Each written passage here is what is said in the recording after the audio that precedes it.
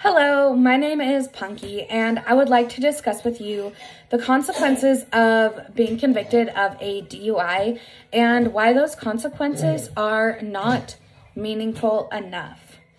I would like to preface this by allowing you to know that I have first and secondhand experience with DUIs involving marijuana or alcohol.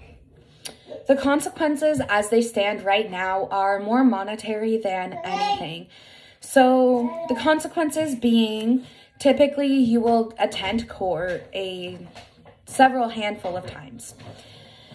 Fines. You will be paying a lot of fines. However, you will not face any jail time. And if you comply, and this is your first offense, a lot of the time, they will lower those charges.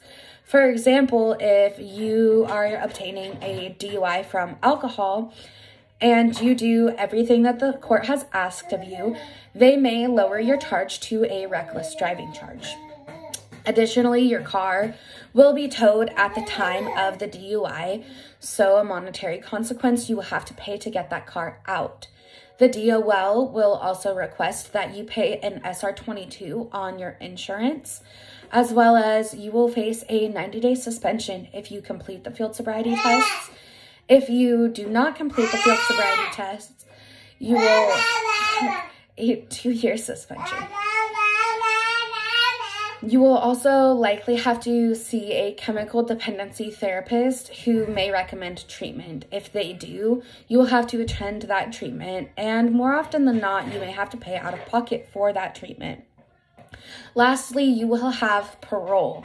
So, depending on the circumstances of your DUI case, or whomever we're talking about, parole can last up to 2 years, and there are also fees involved with that.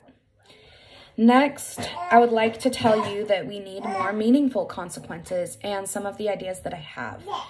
I believe that if we have more meaningful consequences, that we will have a lower rate of reoffenders and our streets will be safer. Some of the ideas that I have are attending an accident reconstruction. So if you are from Grace Harbor and you've attended one of the high schools around here, you may have a good idea of what I'm talking about. I mean, I would like people who are DUI offenders to attend an actual reconstructed accident involving real cars that have been in a real impact. Because I believe if people are seeing this with their own eyes, they're a lot likely to rethink their choices involving marijuana, alcohol, or other drugs in driving. Additionally, I think that people should be attending an impact panel that has more families.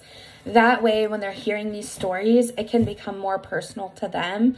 And again, help them rethink their choices when they're making poor choices involving drug use and driving. Lastly, I think that we should do special plates.